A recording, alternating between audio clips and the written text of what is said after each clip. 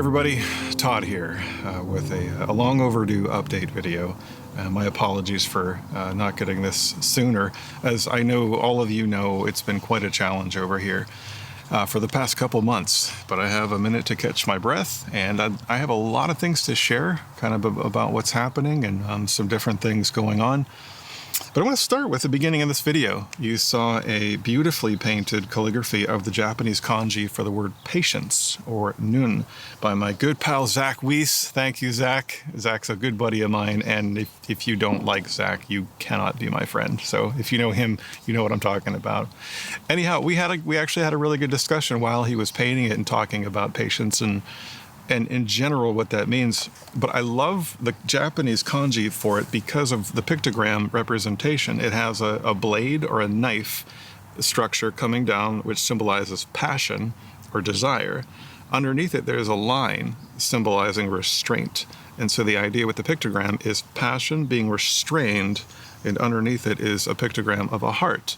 So it's the idea of desire being restrained for the purposes of building character or patience. And I love that because patience in and of itself it's not a complete picture without the desire that you have to be patient for. We don't have to have patience for the things that we don't want. I don't need to be patient for a new lawnmower because I have a good friend who's mowing my lawn. I don't need to be patient about a new Cessna airplane because I'm not a pilot and I don't really want that airplane. I do, however, want to be done with chemo. So my patience in that regard is with chemo. But I've learned just this whole situation. I'm going to share a little bit more about that a little later. But the patience factor of what I've come to understand has been phenomenal. But we'll get into that. Again, thank you, Zach, for your beautiful handiwork. So I'm going through chemotherapy, and that's nothing special or new or a lot of people have gone through it. Maybe some of you watching it are going through it.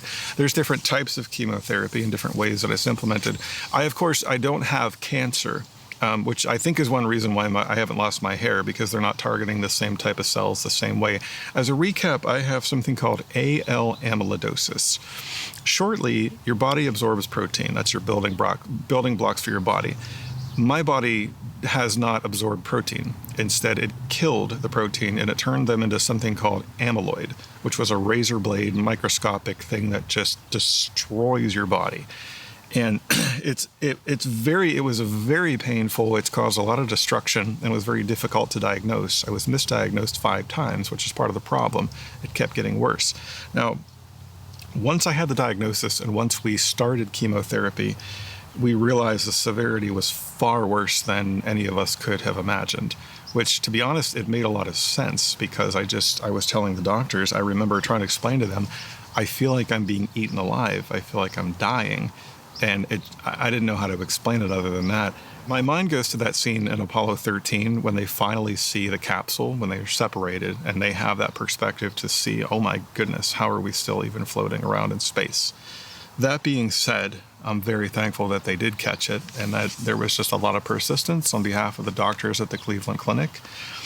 We discovered I was in cardiac stage 3, which amyloid had just completely overwhelmed my heart and my cardiac functions.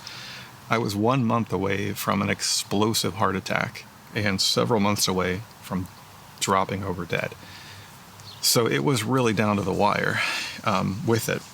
And of course, as you can imagine, at first I spent incredible amounts of time at the hospital, just in and out, and blood tests and poking my veins, and everything hurt all the time, and I couldn't sleep, and the drugs and medicine. But it was, during that situation, I did what I could to stay optimistic. I would try to entertain the nurses, who are amazing, and I said, I'm here to put the fun back in funeral, and amongst other things. You raised me up so I could... So they rushed me into chemotherapy. It was very quick because the urgency was quite urgent. And it's a little surreal because life doesn't stop with chemotherapy. I was still working. We had a recording session with Legacy that I think a lot of you played in. That was days before I started the injection. So I was still working, and all of a sudden I'm in this chair getting medication. And it was a little daunting because it's an unfamiliar environment. And I wouldn't say it was particularly difficult, but I was a little scared. What are we doing? No, thank you so much to my friend Sarah Gustwiller, who came with me to that first day. Just having you there was such a comforting. Sarah has been through chemotherapy. She understands the psychological toll. So if you are going to go through chemotherapy, make sure you have somebody just with you. It really does help. Now, the first infusion was fine. It was, if anything, I was really hyper. I was talking a mile a minute because part of my infusion is a steroid. So, and those of you who know me, I'm usually the Todd, I don't have a lot to say and blah, blah, blah. But that night I was talking to a friend of mine and she was like, Todd, really shut up. So it made me hyper and I felt like, wow, this is going to be fine if this is what chemotherapy is. But now the hard part though is that chemo is unpredictable. As I learned, everybody's different. How it's going to interact with you is going to be different each time with each person in each way. Day 1 was okay. Day 2, I felt a little sick. Day 3, I woke up and all hell broke loose. It was 5:30 in the morning and I just woke up to this painful nausea that I don't know how to explain. It was like a dead animal. It was dying in my stomach. And my right ear, there was a loud hissing noise. My left ear I couldn't hear anything. I was dizzy. There was bright lights, and I just had this violent nausea. So I thought I was going to vomit. So I just stumbled out of bed, fell over, hit the wall, and then I woke up on the floor in great pain still. So shortly, though, what we had to do was just a very simple tweak in my meds that I was taking for the AL amyloidosis, and after that, everything was fine. However, I need to publicly thank my sister, Rachel Beatty. If you know her too, you'll understand what I mean. Rachel is also a nurse who's been through chemotherapy, and she said, Todd, I feel like I just need to be with you for the first week. And I'm a pretty self-contained guy. I've been single for a long time and I'm just kind of self-sustained. And at first I'm like, and I honestly didn't want company at all. I just, when you're sick like this, you just want to lock the doors, be alone. But she was there and she helped me walk through this thing. And I don't know how I would have made it without her. She was there on day 3, of course. She came over and, not only did she kind of help me through that week, but she was able to fend off some of the doctors who I was shocked at just how, and I don't want to cast a bad light onto doctors, but what I had to deal with some of the things were just with some of the almost narcissistic responses where I'm trying to report, that's what landed me here in the first place, was doctors not listening. But she was an advocate. She was a friend. She just helped me get through that week. So thank you, Rachel. And she made sourdough toast with Irish butter, and that was the best. So rule number 2, if you're on chemotherapy, have sourdough toast with Irish butter. Now, chemotherapy is very difficult on 2 fronts. Not only are you dealing with the condition that's being treated, in my case it's AL amyloidosis, but you're also dealing with the treatment for the condition. So chemotherapy just compounds that. And it just, you're exhausted, you're nauseated, you're in pain, you're dizzy, your brain doesn't function. And on top of that, I've been trying to keep my career afloat. My clients have been very generous and gracious with time. But it works on a weekly cycle. Infusions are every Monday. I just had mine today, so I actually did have the hyper diaper boost of energy right now, and I'm a little talky. It'll slow down and it'll blah, but then it's like total hell awful. I usually sleep 16 hours through the night, and then towards the end of the week, like Saturday, Sunday, I start feeling a little bit better. Then you repeat it again, so it's like this battering ram. But because of the way that it works, it suppresses your immune system. They're trying to kill the bad guys, and in so doing, they kind of hurt the good guys too. And I've just had these incredible, I don't know if you notice, I'm healing from an eyelid infection right now, which last week I woke up, my right eye was completely swollen, painful. That healed, and then I woke up a few days later now with my left eye, so it's still kind of healing.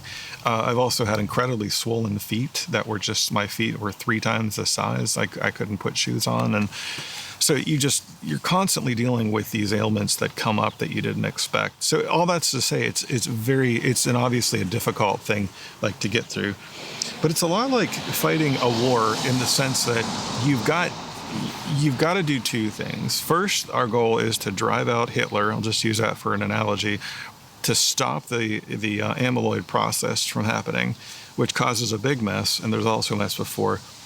Stage 2 is the rebuilding, and I'm so anxious because we're so close to that. No, and here's where the good news is: progress is happening.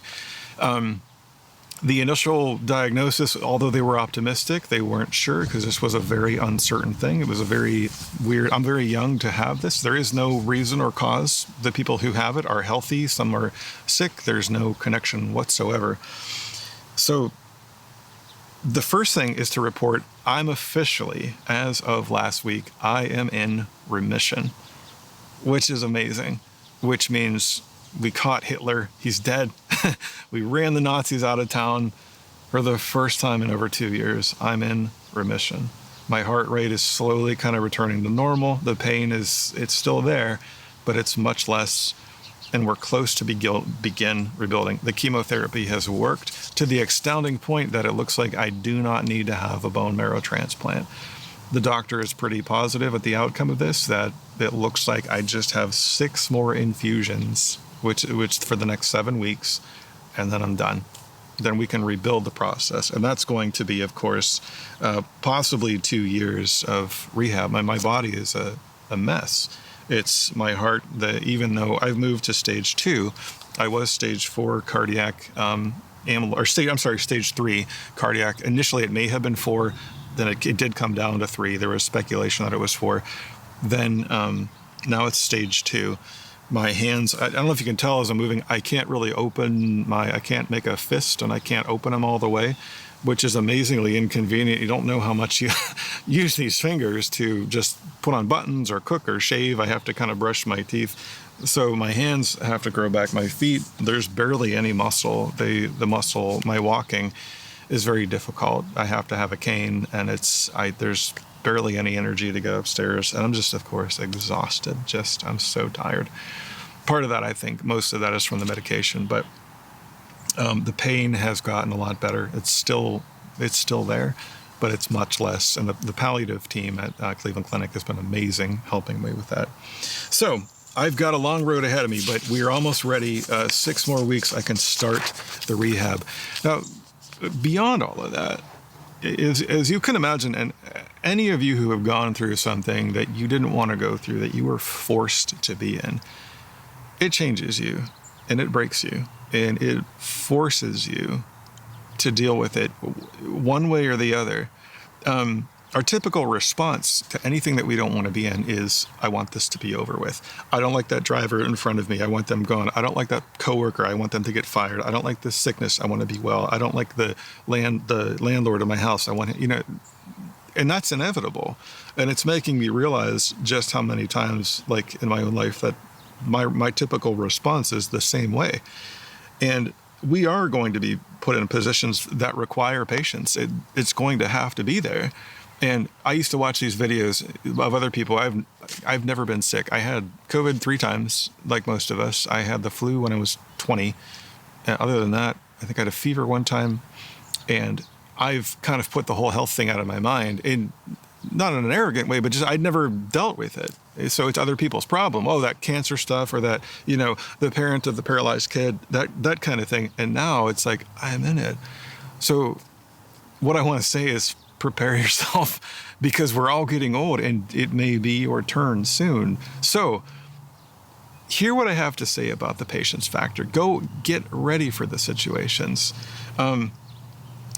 We're not naturally going to be patient. It's not our first response. I'm not naturally patient. I have had to work really hard at it. Now, in the position of chemotherapy, we're talking months. We're not talking like, I just got to get through this week. I have to get through this 6 months. So you're sitting there and you're either going to lose your mind. And at the beginning, honestly, like I don't know how in the world I was going to make it 24 hours, let alone 6 months. But it started working when I decided to completely accept the fact that I am in chemotherapy I'm getting treatment.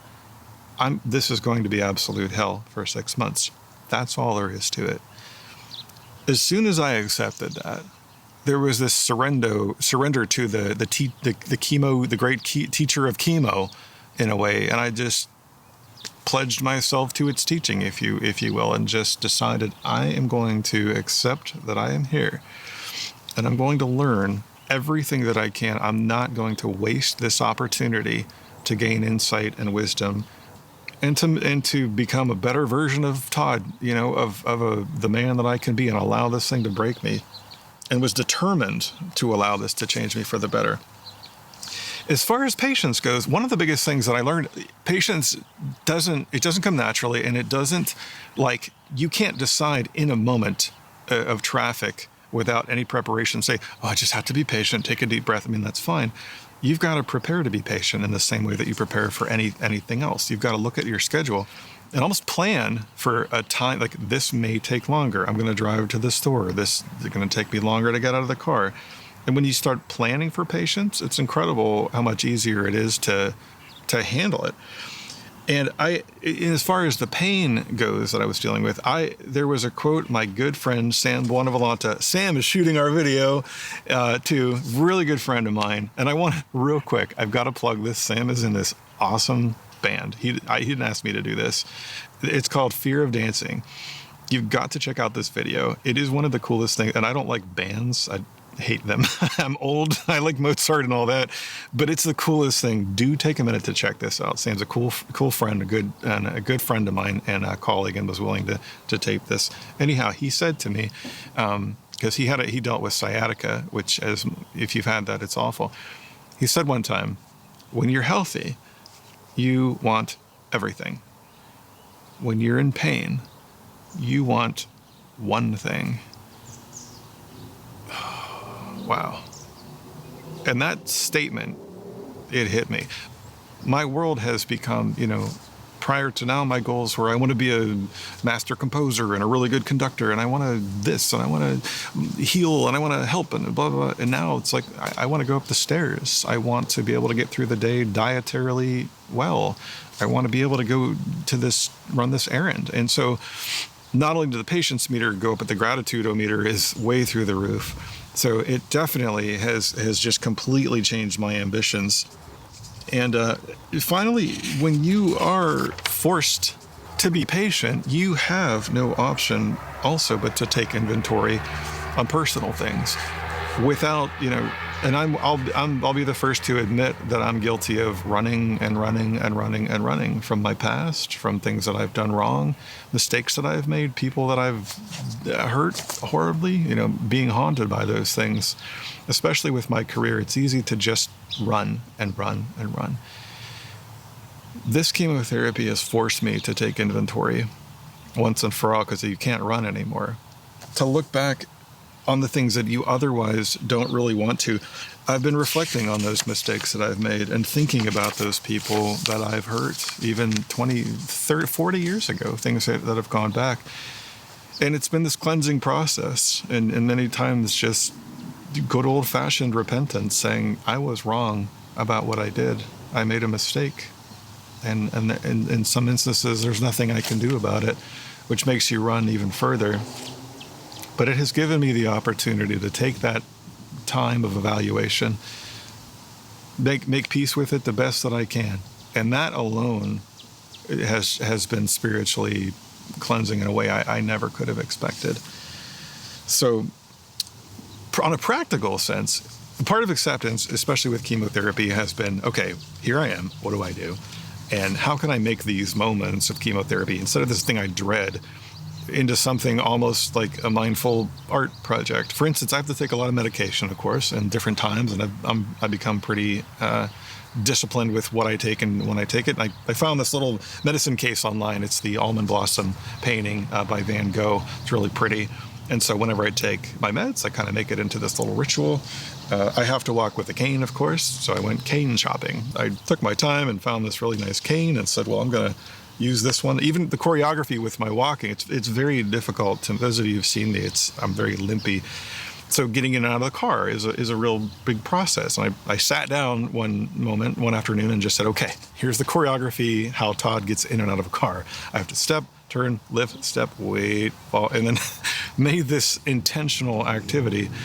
So where I'm going with this, when you're in these situations, and I've been forced into this one, you can make it into an art form. You can make it into this thing. Acceptance doesn't have to be this, well, my life is over now, and things are different.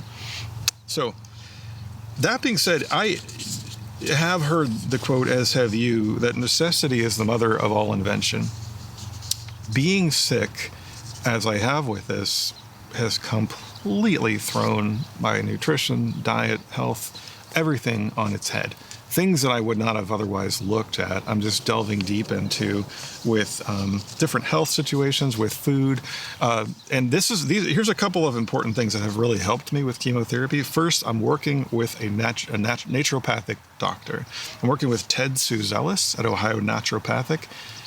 He is incredible. He's introduced me to the concept of a blood-based diet, of different type of eating habits, of herbal supplements and things that, of course, and there's quackery all over the place on the net, but a hired doctor like this who really knows his stuff, he has shown me. And I really think that that's one reason why I've been able to get through this as well as I have. Second is equally as important, acupuncture. I'm working with, his name is Tim Eileth, amazing guy. And I go to acupuncture twice a week on Tuesdays and Thursdays and coordinate with him. Those are usually the worst days, Tuesday, Wednesday, Thursday. And he coordinates with me. When I come, he kind of takes my pulse. I don't know how it all works, but as soon as I'm done, I feel rebooted in a way. The energy comes back, the nausea goes down, and it's like so that's a huge component of it. Third, the infrared sauna. It's a simple thing. Part of this was an instinct. There was a place around here that went out of business that sold them, and I was doing some research on it. So they were selling them and get rid of them, and I grabbed one and made kind of a little meditation sauna place in my garage. And that has just, with headaches, with energy, with fatigue, it just has this rejuvenating. It's like you spend 15 minutes even, and you feel like you've been in the shower or on the beach for a while. Support from friends has been a huge thing. I'm not naturally an outgoing, I've had to work really hard to overcome just a lot of isolation, hiding introverted things on my part to reach out to people and say, I'm having a rough time with chemo. Can I just talk to you? And realizing like they're having a rough time too. That's been a huge part of this, just having friends and having people. Two more. One, this is not an advertisement, but I found this thing called AG Greens. It's a green powder, and it's like a all-in-one nutrition supplement. I've been taking that every day, and that's been a game changer. And lastly, this sounds so pitchy, but I found this little battery recharger online, and it has saved my bacon so many times going into the hospital, going to the doctor's. I don't know how long it's going to be. It's a little charger. It has a little stand, and it charges your phone within about an hour. You're back up and running. So just some words to the wise for those of you who might be going through some health things. Now, there were just a couple of updates. Right before chemotherapy, there were so many things that happened that I was hoping to get online and share with the world. I didn't have a chance. I had the opportunity to work with the Labra brothers, who I produced their second to last album in 2019, but I was able to work with the Canton Symphony Orchestra. They had commissioned me to orchestrate music for the band. They had this live concert. It was awesome.